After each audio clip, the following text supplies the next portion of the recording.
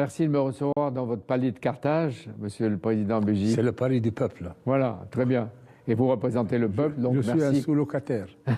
Mais de longue durée apparemment. Merci de me recevoir à l'occasion de la visite du président français Emmanuel Macron. Oui. La Tunisie vient de connaître une rébellion sociale il y a quelques jours. Vous l'avez apaisée.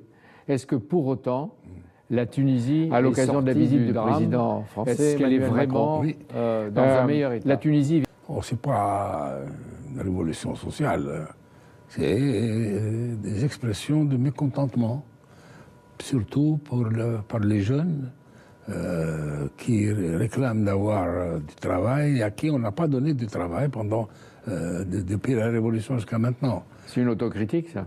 Comment? C'est une autocritique? Non, c'est un constat. Enfin, mais nous, en Tunisie, nous initions un processus démocratique. C'est-à-dire, la liberté de la presse est respectée, la liberté d'expression est respectée, la liberté de manifester est respectée. Mais bien entendu, ça ne veut pas dire aussi que, en utilisant cette liberté, on fait des casses. Oui, mais la liberté, Monsieur le Président, vous savez bien qu'elle ne nourrit pas. Ça ne se mange pas, la liberté. Elle est indispensable, mais elle ne nourrit pas.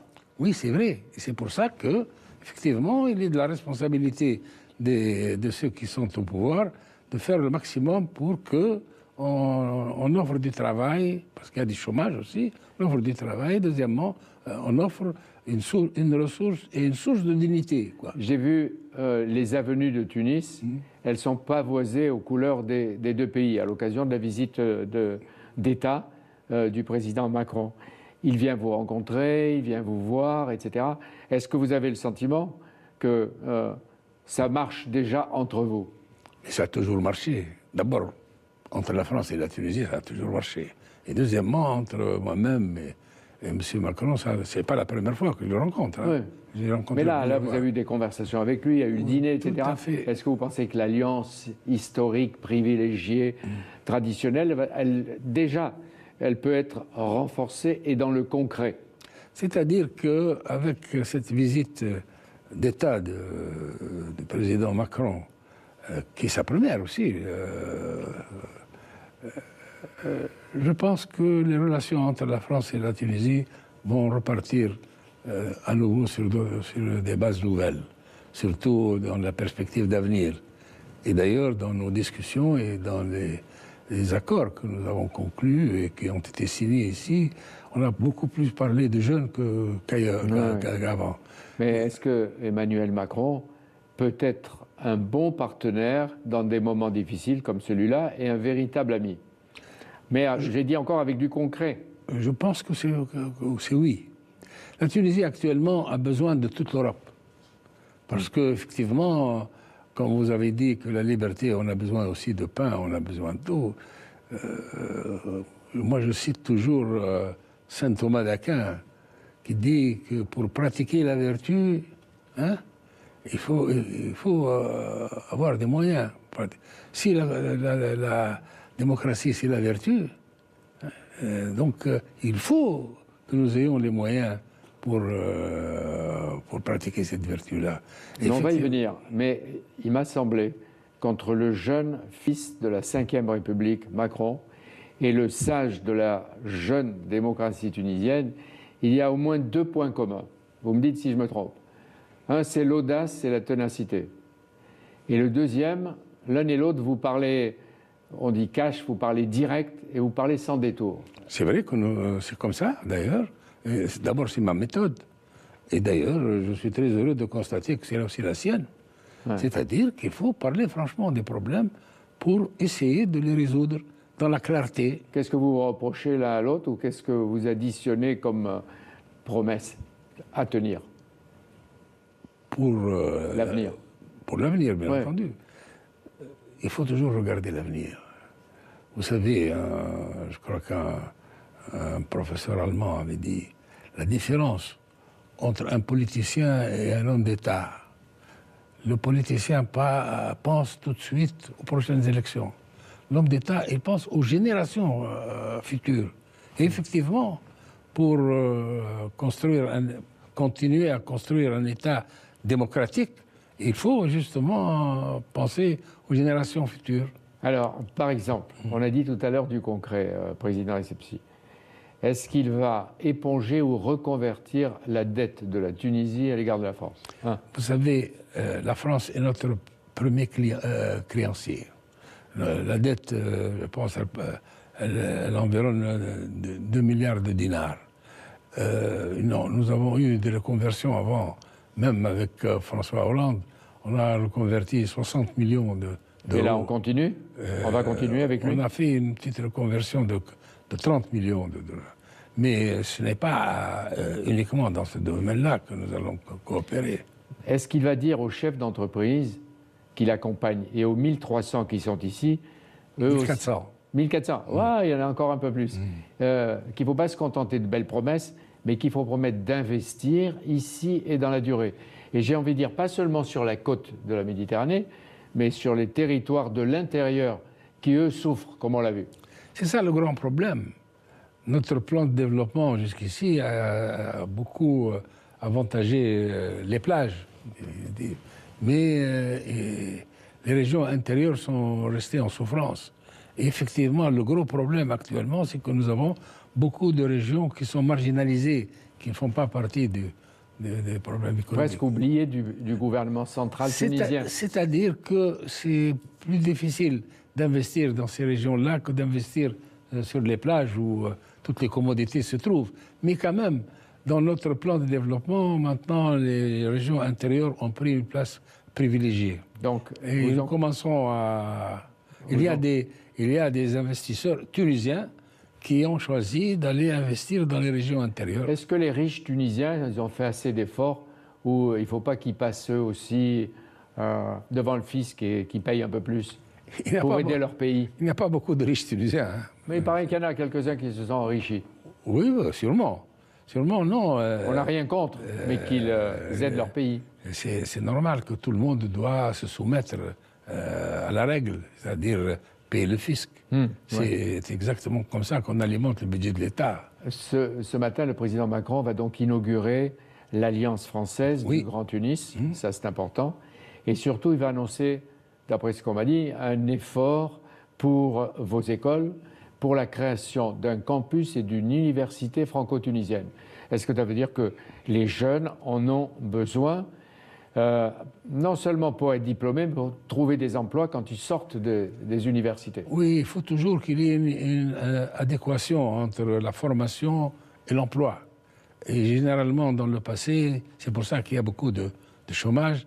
30% chez les jeunes diplômés. Oui, c'est vrai, mais que les diplômes peut-être ne permettent pas d'avoir un travail actuellement conforme aux nécessités du moment. Donc, il faut donc adapter l'enseignement et les diplômes aux besoins de la modernité. Nous avons un grand problème actuellement, c'est que nous poursuivons, d'ailleurs en France c'est la même chose, ils sont en train de revoir le bac, c'est 4 sujets. Et puis la formation professionnelle, l'apprentissage, etc., donc, pour nous adapter au monde. Nous avons toujours besoin d'adaptation. Et effectivement, la Tunisie a le plus besoin que d'autres. Parce que depuis le début de l'indépendance, nous avons généralisé l'enseignement. Et la généralisation de l'enseignement, elle est à 99% actuellement. Mais évidemment, la qualité de l'enseignement lui-même doit suivre les mouvements de réforme. Dans le soulèvement populaire dont vous avez parlé tout à l'heure, Monsieur le Président, il y avait aussi la plainte des gens qui vivent les conséquences d'un budget d'austérité qui les oblige à serrer la vis. J'ai envie de vous demander, est-ce que le Fonds monétaire international, le FMI, la Banque mondiale sont à la hauteur des enjeux pour le Maghreb et pour la Tunisie? Avec le Fonds monétaire international, comme avec toutes les formations financières internationales, nous avons des négociations, nous avons des résultats et nous respectons les engagements. Oui. Mais même avec le Fonds monétaire, il y a 2 jours, notre président du Conseil était au Maroc pour assister à un forum qui est organisé à Marrakech, un forum qui était organisé par justement le Fonds monétaire international. Et effectivement, avec les entretiens qu'il a eus avec Mme Lagarde, les choses vont. Oui, mais Mme Lagarde a dit que dans les pays arabes, le mécontentement populaire grogne, monte et bouillonne. Mais c'est le FMI qui fait pression sur la plupart de ces pays parce qu'ils donnent de l'argent et qui étranglent les peuples. Est-ce que vous demandez ici, ce matin, au Fonds monétaire d'être un peu plus compréhensif et de faire preuve d'un peu plus de souplesse? Je crois que... Moi, je peux le dire, mais vous aussi. Je crois qu'on fait un faux procès au Fonds monétaire. D'abord, on va avoir le Fonds monétaire, c'est pas lui qui vient nous offrir l'argent, qui ne lui appartient pas d'ailleurs, il nous appartient à nous tous. Donc, en tout cas, en Tunisie, on ne nous fait pas de pression là-dessus. Nous connaissons nos problèmes et nous connaissons qu'il faut agir, qu'il faut réformer et effectivement, il faut avoir les moyens de financer tous ces changements-là. La presse internationale, et peut-être la presse française aussi d'ailleurs, ont constaté que des centaines de manifestantes ces derniers jours ont été arrêtés. Oui. Le calme revient. Est-ce qu'ils sont libérés ou est-ce qu'ils seront tous libérés? Ici, en Tunisie, nous sommes dans une démocratie. Peut-être c'est le seul pays de toute cette région-là. Et la démocratie, c'est la liberté de la presse. D'accord. Bon, mais ici, quand il y a des gens qui viennent casser, parce que la manifestation, c'est garanti par la... Entre nous, vous savez qu'il y a toujours des ministres de l'Intérieur et des premiers ministres qui disent il y a des casseurs, etc. Il y en a eu. Oui. Mais d'ailleurs, il y avait un mécontentement. Oui. Ceux qui exprimaient ce mécontentement, est-ce qu'il y a des raisons qui restent en prison? D'abord, aucun ne rentre en prison sans l'accord du procureur. Tout est contrôlé. Maintenant, c'est nous, c'est comme ça. Le ministère de l'Intérieur ne peut jamais interpréter quelqu'un attenter à sa liberté sans que le procureur signe la décision. Et ils ont des moyens de se défendre. Comment? Bien entendu. Oui. Tout le monde a les moyens de se défendre. En plein conflit, j'ai lu que vous êtes allé au contact dans les quartiers en ébullition et que vous leur avez promis un plan pour l'action contre la pauvreté, contre la corruption, pour l'emploi, etc. Est-ce que Emmanuel Macron peut aider à réaliser les promesses que vous avez faites à ces jeunes ou à ces populations en rébellion et que vous l'avez fait les yeux dans les yeux? Moi, quand je fais des promesses, j'en assure l'exécution. Je ne vais pas attendre qu'à l'extérieur, non. D'ailleurs, je fais toujours des promesses raisonnables, mais parce qu'effectivement, dans ces quartiers populaires, les gens souffrent, c'est vrai. Le coût de la vie. Bien sûr. Et je les écoute, comme nous écoutons maintenant tout le monde, nous essayons d'y répondre dans la mesure de nos moyens. Mais on ne peut pas apporter des réponses favorables à toutes les questions et à toutes les attentes. Ouais. Vous non plus, vous n'avez pas de cagnotte secrète et d'où vous pouvez distribuer l'argent que vous n'avez peut-être même pas. Nous n'avons pas de cagnotte du tout. Oui. C'est ça le gros problème.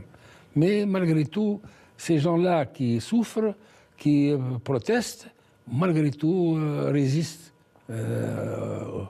aux circonstances et ils font leur maximum pour s'accrocher à leur pays. Avec beaucoup de courage. Avec beaucoup de Et vous avez su leur parler directement. Sinon, c'est la migration, c'est l'exil, le risque du naufrage en Méditerranée. En tout cas, en Tunisie, nous n'avons pas beaucoup de migration.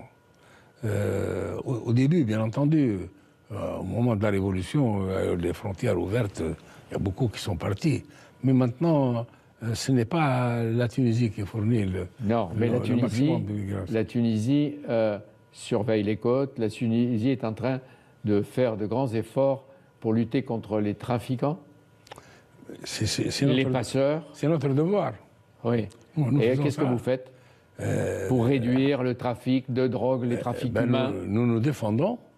Effectivement, nous surveillons nos frontières, et c'est la moindre des choses. Et surtout, nos frontières marines, c'est par là qu'il y a la migration vers l'Europe. Maintenant, le reste, c'est une affaire pour les Européens. Qu'est-ce qu'ils en font? Quelle est leur politique pour la migration? Est-ce que c'est une politique qui va diminuer ou qui va augmenter? Ça, c'est l'Europe. Oui. La Tunisie a fourni des milliers de combattants djihadistes à Daesh, on peut le dire, en Syrie, en Irak. Qu'est-ce qu'a prévu votre gouvernement, J-Caïd et Sepsi, pour le millier de djihadistes, combien il y en a d'ailleurs, qui reviennent? Combien il y en a qui reviennent? Vous dites, vous donnez toujours le chiffre le plus haut. Il y a eu 800. 800, qui sont maintenant soit en prison, en tout cas... Et qui reviennent des zones de guerre, 800. Qui reviennent de l'extérieur. Et il y en avait combien qui étaient partis? Beaucoup? 2924. Parce que c'est tout à fait surveillé ici, tout à fait fiché. Et donc, parmi ces gens-là, il y a eu à peu près 800, et puis, évidemment, ils sont sous le coup de la loi, ils sont soit en prison, soit... Mais comment vous les identifiez? Vous savez qui rentre, comment ils rentrent? Ce sont les services qui font ça. Ouais. Alors, si un pays ne fait pas ça, c'est la beauté à l'encre. Et donc, quand ils rentrent, ils sont jugés? Bien entendu. Condamnés? Oui. Et ils font de la prison? Ils font de la prison. Oui. Avec le respect. Pas tous, évidemment. Ouais. Ça, c'est au cas par cas. Il paraît que quelqu'un dit qu'il n'y a pas de place dans les prisons, ici. Donc, vous excluez qu'ils restent en liberté. C'est-à-dire que si leur situation nécessite la privation de la liberté, on le fera. Pour le moment, il semble que la préoccupation de la Tunisie et du président, c'est la Libye et les terroristes qui sont encore, qu'ils soient tunisiens, libyens, etc. La Libye, qu'est-ce que ça représente pour la Tunisie? D'abord, c'est notre voisin. Nous avons avec la Libye une frontière de 450 km, qui n'est pas toujours hermétique. Nous essayons maintenant de le faire, parce que de tout temps, nos relations avec la Libye étaient des relations privilégiées.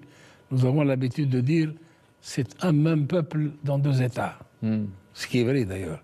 Et puis c'était aussi le pays où nous exportons le plus nos produits. Mais maintenant, depuis que l'État n'existe plus en Libye, la situation a donc c'est un État et un système boiteux. Mais qu'est-ce que vous redoutez de la Libye ici, aujourd'hui? Nous essayons aussi d'apporter notre soutien à la Libye pour trouver une solution libyenne, entre Libyens, pour qu'il y ait un État à nouveau. Parce que pour le moment, il n'y a que des groupuscules fortement armés qui font la loi. Alors, il y a maintenant un début de consensus pour faire des élections, j'espère, le plus rapproché possible. Mais ça, c'est la Libye.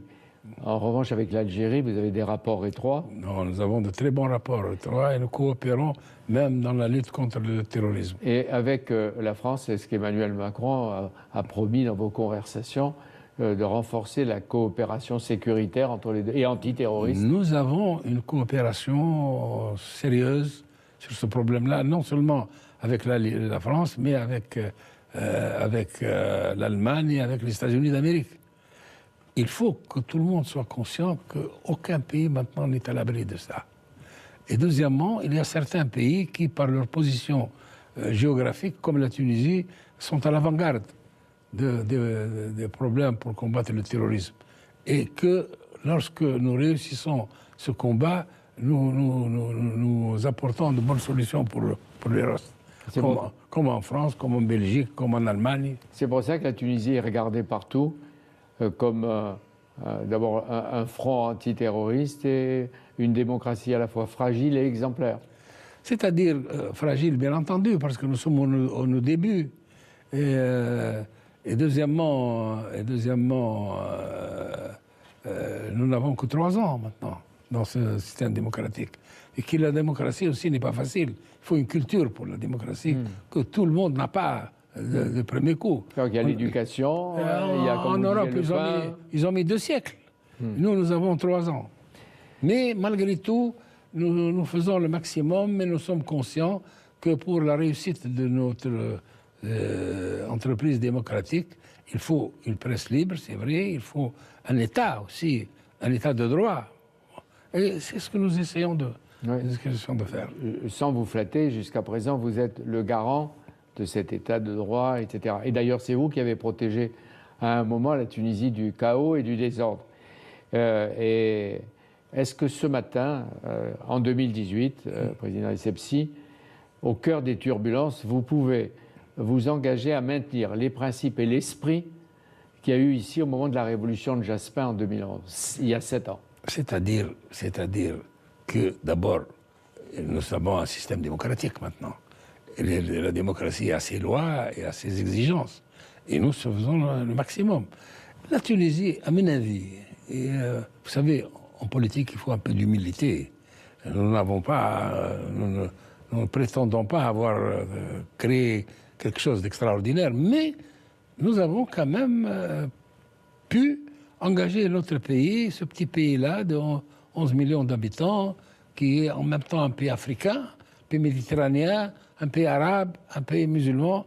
Mais avec tout cela, nous avons quand même pu faire une démocratie. Et dans ce que vous engagez, vous pouvez dire autant que possible, pour les investisseurs, pour les futurs touristes, c'est un mouvement que moi et Sepsi, je veux irréversible. Il est irréversible, parce que moi-même, je suis en plein, mais les Tunisiens aussi.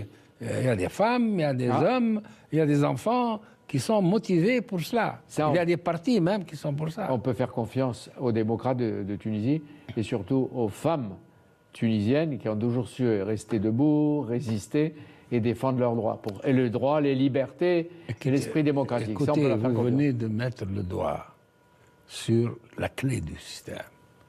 C'est la femme qui est la clé du système pour la réussite démocratique.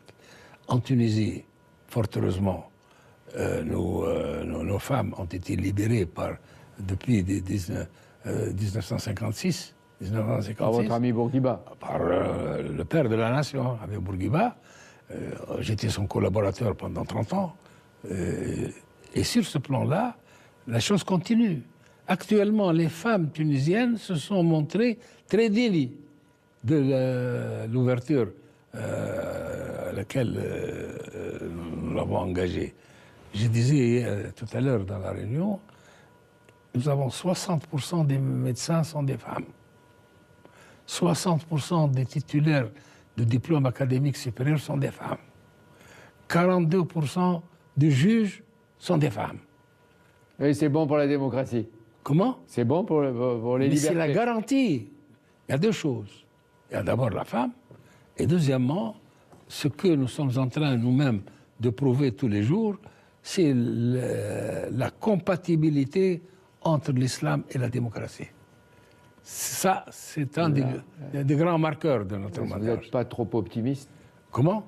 Vous n'êtes pas trop optimiste? Non, je suis réaliste. Et je sais de quoi je parle. Ouais. L'islam, mais pas l'islamisme. Tout de même. Parce qu'il y a une radicalisation dans tous les pays. Je ne vais pas dire quelle est la différence. Non, je dis l'islam. Ici, l'islam tel qu'il est pratiqué dans notre pays, c'est un islam d'ouverture.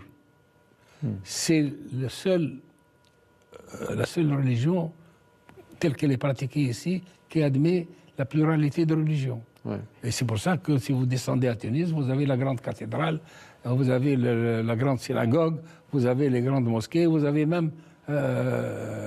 C'est-à-dire que chacun son job. L'État, le pouvoir et la religion, que ce soit l'islam ou n'importe quelle religion. Non, écoutez, nous avons une constitution. Cette constitution de particulier, c'est pour un État civil. Elle n'a pas de référence religieuse. Mais il n'en demeure pas moins... Il y a une bataille pour y arriver. Oui, hein? Oui, mais il n'en demeure pas moins que le peuple tunisien est un peuple principalement musulman. Et qu'il faut quand même faire... mais qui pratique dans le domaine privé, dans sa vie, etc. Il pratique... Et je dois dire, pour ceux qui ne le savent pas, mais on le leur rappelle, que c'est vous qui avez convaincu les islamistes d'Ennahda à renoncer, peut-être un moment, mais à renoncer au pouvoir, à la loi islamique. Un moment, peut-être un moment très long. Il vaut mieux. Oui.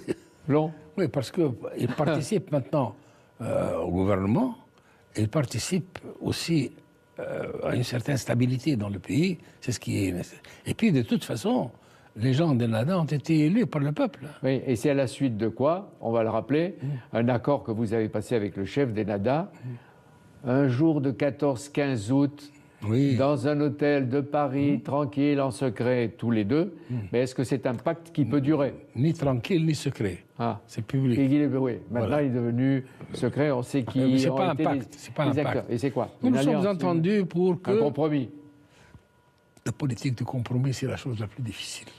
Parce qu'entre le compromis et la compromission, il n'y a pas beaucoup de... Mais est-ce que ça veut dire que c'est durable pour longtemps et quel que soit le chef de la Tunisie? Tant que ça dure, c'est bon pour la Tunisie, parce qu'on ne peut pas actuellement rentrer dans dans des règlements de compte des comportements historiques. Vous avez rappelé, président Essebsi, que vous étiez très proche d'Habib Bourguiba, vous avez été son collaborateur 30 ans. Vous avez vécu la fin de son règne. Vous avez vécu aussi les travers du régime Ben Ali, vous l'avez connu. Est-ce que ça vous a convaincu, si vous me permettez, qu'il vaut mieux, en Tunisie comme ailleurs, laisser sa famille en dehors du pouvoir? Mais bien entendu, et c'est le cas chez moi. On me fait un faux procès. Je n'ai pas un ministre de ma famille. Je n'ai même pas un gouverneur ni un directeur d'administration. Ils sont en dehors de cela. Est-ce que vous dites, comme le disait François Mitterrand, en République, il n'y a pas de dynastie? Eh bien, il a raison. Moi, on me demande qui va mériter. J'ai dit la jeune génération. Je n'ai pas d'héritier moi-même. Moi, j'ai une héritier de personne. Mais quand on dit votre fils, il peut... Qu'est-ce qu'il a? Il fait de la politique comme tout le monde, mais il n'est pas au gouvernement, il n'est pas il n'est pas ministre, il n'est pas directeur, il n'est pas gouverneur. C'est un membre d'un parti. C'est tout. Ouais. Et ça ne veut pas dire que ce sera lui. Comment? Ça ne veut pas dire que ce sera lui. Celui qui veut être à ma place doit être élu. Ouais. Voilà. Il doit être élu par une forte majorité. Et il ne faut pas qu'il soit pressé. Comment? Il ne faut pas qu'il soit pressé. Qui? Celui qui veut être élu après vous. Non, il peut. Nous avons une date déjà fixée, c'est en mois de décembre de 2019 pour de nouvelles élections. Oui. Ben, vous êtes en forme, vous avez envie de continuer. Ça, c'est une mauvaise question à laquelle je ne réponds jamais. Pour le moment, mais vous savez qu'on doit poser aussi de temps en temps des mauvaises questions. Non, mais je dis, je ne réponds pas. Pour le moment, je suis élu pour 5 ans. Mon mandat se termine en décembre 2019. Donc, j'espère tenir jusque-là et je vais continuer à travailler selon mes engagements. Ce qui donnera l'occasion de vous revoir. Ce matin, le président Macron va s'adresser aux députés et à travers eux à la nation tunisienne. Il ira sans doute au-delà de ce qui est l'héritage classique de nos rapports avec la Tunisie, le Maghreb et les pays arabes. Vous l'avez vu, ce sera un soutien avec les actes. Vous l'avez entendu hier soir, hier, peut-être ce matin. Nous parlons toujours ensemble de ces problèmes-là. Je sais que c'est un homme sincère, qu'il a le courage de ses opinions, et ce qu'il est en train de faire dans son pays, en France, comme changement, ça, c'est très important. C'est-à-dire que ce sera un pays qui est aussi à l'écoute de son siècle. Et vous a dit, je vais continuer à réformer, etc. Oui, il a raison. Hein? Et nous-mêmes, les réformes, ça ne s'arrête pas. Ouais, quand on vous a vu hier à la conférence de presse, il y avait un duo Macron et Essebsi qui fonctionnait pas mal. Vous répondiez les uns, tac, tac, les autres. Bah, c'est tant mieux. Ouais. Oui, on s'entend bien. Ouais. Est-ce que vous ressentez que les Français ont compris qu'une Tunisie qui garantit chez elle les libertés, comme vous le dites, l'emploi, les perspectives, si elle y arrive, c'est une Tunisie souveraine et stable et que c'est une chance pour tous? Est-ce que vous dites, vous, le président tunisien, soutenir mon pays, la Tunisie, c'est en même temps se protéger soi-même? Écoutez, c'est pas moi qui le dis. Il y a un analyste français, j'ai lu dans les Échos il y a une semaine, monsieur Moïsi. Dominique Moïsi. Il a un article magnifique. Et il dit? Et il dit tout ce que vous venez de poser comme question là. Il a fait le parallèle entre ce qui se passe en Iran et ce qui s'est passé aussi en Tunisie. Et il a dit, c'est la chance de l'Europe qu'un pays comme la Tunisie existe et que l'expérience tunisienne n'est pas valable uniquement pour la Tunisie, mais c'est un symbole pour tous les autres pays. Donc toute l'Europe, la France y compris, doivent soutenir cette expérience-là. Et donc vous avez l'immense tâche de réussir, de remobiliser, de donner confiance et de vaincre les peurs ici et ailleurs. C'est un combat de tous les jours. C'est un combat de tous les jours. Ouais. Et est-ce que vous viendrez bientôt en France? Je sais que vous êtes chez vous en France. Hein. Vous n'avez pas attendu qu'on vous invite. Et vous étiez déjà en visite officielle avec François Hollande. Oui. Est-ce qu'il y aura une visite? Est-ce que vous avez été invité? J'étais il n'y a pas longtemps invité à déjeuner à l'Élysée avec Emmanuel Macron. Mais quand on m'invite, je viens. La visite d'Emmanuel Macron continue. Qu'est-ce que vous dites de lui? Qu'est-ce qui vous a fait comme impression? Et je termine par cela. Moi, je trouve que c'est un homme d'ouverture et c'est un homme d'avenir aussi. À cause de son âge? Non, à cause de ses idées. Si vous mettez la question de l'âge, moi-même, c'est un homme d'avenir. Ouais. Même à l'âge où je suis. Hein. Ouais. Et c'est moi qui encourage les jeunes à travailler, à aller se former, à aller de l'avant. Donc, non, je pense que c'est un homme d'avenir. Merci de m'avoir reçu, Président Essebsi. C'est moi qui vous remercie. Et peut-être à bientôt. Sans doute à bientôt. Merci.